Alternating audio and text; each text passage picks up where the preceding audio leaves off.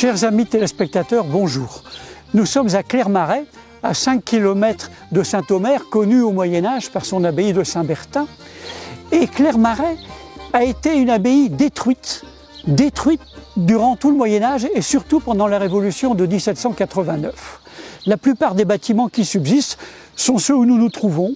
C'est la ferme qui a subsisté jusqu'à 1789 et même encore après. Alors, pourquoi l'abbaye de Clermarais?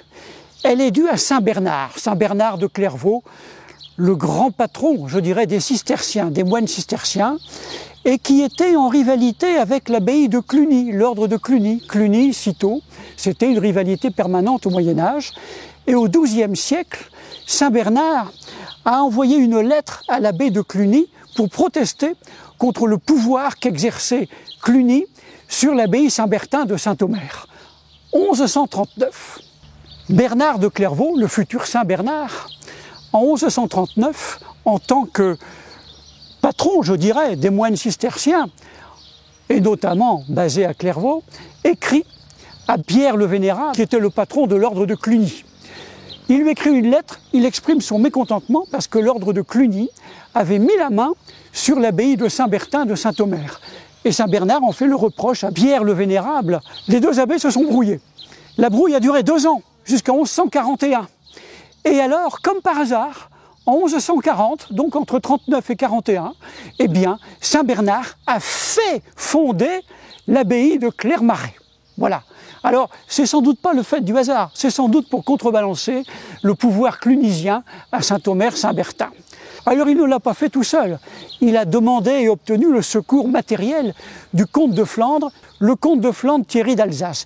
Car, voyez-vous, aujourd'hui, nous sommes dans le Pas-de-Calais parce qu'autrefois ici c'était l'Artois, mais jusqu'à la fin du XIIe siècle, l'Artois était au comté de Flandre et le comte de Flandre, Thierry d'Alsace donc, eh bien Thierry a aidé matériellement à la construction de l'abbaye de Clermarais.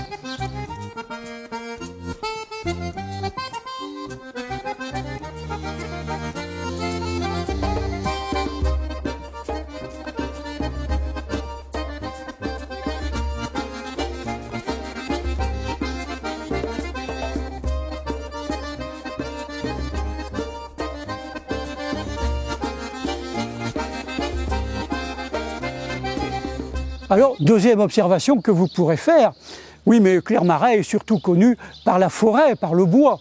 D'ailleurs, on dit Riou Clermarais. Alors, out, bien sûr, du flamand, out, qui veut dire le bois. Et puis, ri, c'est ce qui est dénivelé, c'est ce qui est bosselé en quelque sorte. Parce que le sol de la forêt de Riou, eh bien, il n'est pas égal, il est assez dénivelé. Bon, et c'est la raison pour laquelle il s'appelle Riou. Alors, les moines se sont partagés le bois avec le comte de Flandre, ils sont partagés à l'amiable, et les moines ont amélioré en quelque sorte l'économie de cette abbaye et de tout ce qui l'entourait. Parce que les cisterciens étaient des travailleurs de la terre. C'est ce qui fait qu'il y a eu beaucoup d'abbayes cisterciennes fondées dans le cadre du développement économique dans la première moitié du XIIe siècle. Et ces moines étaient laboureurs, ils étaient forestiers, etc. Et ils ont enrichi le bois en y creusant des grands trous pour que ça devienne des étangs, pour qu'il y ait de l'eau, avec la vie dans les étangs. Alors dans la vie de Bernard de Clairvaux, Saint Bernard depuis 1156, eh bien il y a beaucoup d'histoires légendaires, la géographie comme on dit à propos des vies de saints. Il y a du vrai, il y a du moins vrai, mais il y a une légende géographique qui est tout à fait intéressante par rapport au site de Clermarais. Bernard aurait, dit-on, rencontrait le diable, il aurait eu une conversation pendant la nuit avec un diable, le diable. Et naturellement, Bernard, aidé par le ciel, l'a emporté dans sa discussion avec le diable et il a conclu les discussions en disant « Moi je sais, je vais dire à tous les bons chrétiens ce qu'ils doivent faire pour aller au ciel sûrement. » Et il a cité les psaumes que tout un pratiquant chrétien devait réciter pour être sûr d'aller au ciel.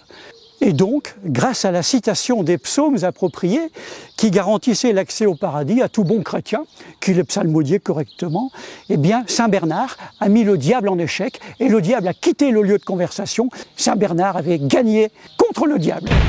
Alors, cette légende qu'on trouve dans les textes hagiographiques, encore une fois, de Saint Bernard, elle n'est peut-être pas vraie, mais c'est sans doute sur elle que se sont fondés les écrivains des siècles suivants qui ont raconté une histoire de diable absolument effroyable qui se serait passée dans les locaux de l'abbaye de Clermarais.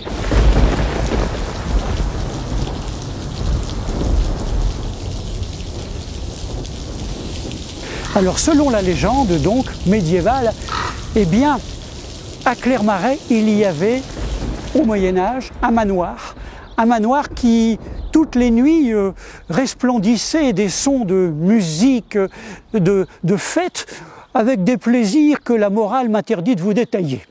Et un moine qui était à Saint-Bertin de Saint-Omer, du haut de la colline de Saint-Omer, avait été intrigué par ce manoir qui émergeait de la forêt. Bon. Et on l'a renseigné, on lui a dit, ben voilà, il doit se passer des choses pas très catholiques là-bas, dans le manoir, et puis tous ceux qui y ont été ne sont jamais revenus. Sûrement le diable y est pour quelque chose.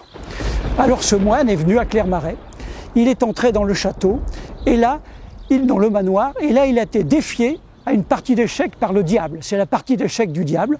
Le diable, conseillé par sa compagne, qui était une personne peu recommandable, eh bien le diable a failli l'emporter contre le moine. Ils avaient parié tous les deux. Le moine aurait donné son âme au diable s'il avait perdu, et le diable aurait donné tout le manoir, toutes les possessions et toutes les richesses, tout l'or qu'il y avait dans le manoir, si le moine gagnait. Le diable a failli l'emporter. Mais alors, tout à coup, il a invoqué Saint Benoît, le grand Saint Benoît, que tous les moines connaissent. Et Saint Benoît lui a suggéré un coup imparable. Et il a gagné. Et au moment où il a bougé la pièce de l'échiquier qui lui donnait la victoire, tout a disparu. Le diable est parti. La femme, le corps de la femme, sa compagne, est devenu un tas d'os. Voilà, une femme sans vie. Tout a disparu, sauf les coffres avec l'or. Et le moine a donc pris possession du bâtiment et avec l'argent, avec l'or qu'il a fait, eh bien, il a transformé le manoir du diable en abbaye resplendissante. Voilà comment la légende s'acoquine, si je puis dire, avec la réalité historique. Clermarais, c'est donc en quelque sorte aussi l'œuvre du diable et donc de Saint Bernard, qui, rappelons-le, avait déjà battu le diable.